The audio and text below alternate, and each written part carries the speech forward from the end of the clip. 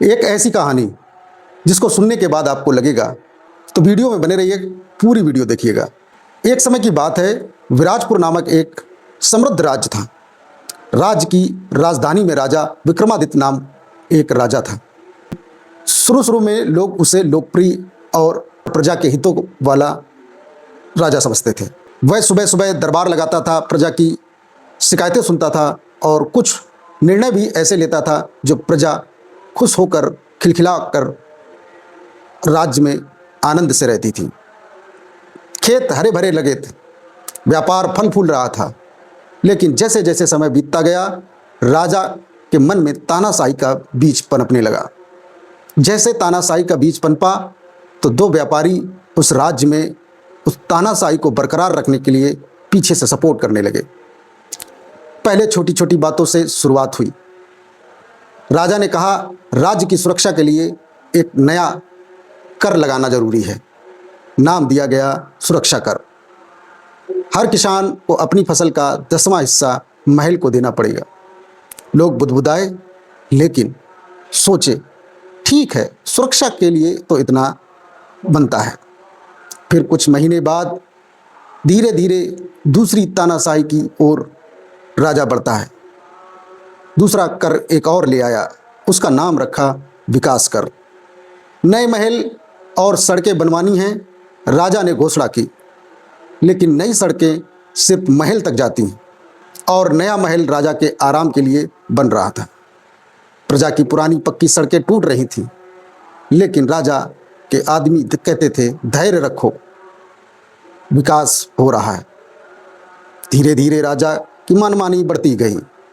किसी की जमीन अच्छी लगी तो राज्य की अधिग्रहण के नाम पर छीन ली जाती। किसी के वन अच्छे लगे तो उनके वन कौड़ियों के दाम में छीन लिए गए। किसी के पहाड़ अच्छे लगे तो कौड़ियों के दाम वो अपने व्यापारियों को बेच दिया।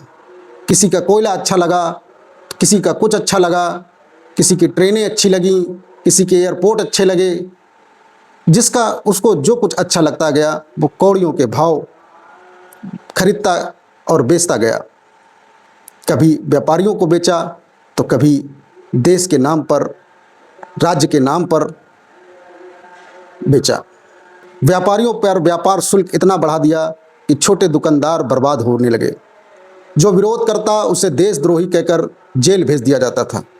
राजा के चाटुकार, मंत्री, सैनिक प्रजा को डराते थे, राजा की आज्ञा का पालन करो वरना सजा कड़ी मिलेगी। राजा अब खुले आम लूट रहा था।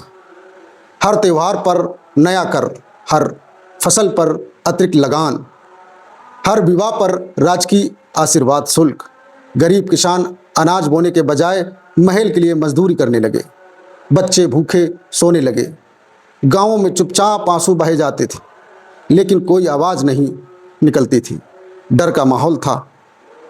एक दिन एक साधारण किसान रामू महल के द्वार पर पहुंचा। उसने पास के कुछ भी नहीं था। उसने हिम्मत करके राजा से कहा, महाराज, हमारी फसल सूख गई है, लगान देने को कुछ नहीं बचा है, कृपया करो। राजा हंसा और बोला, प्रजा का कर्तव्य है कि राजा की सेवा करे।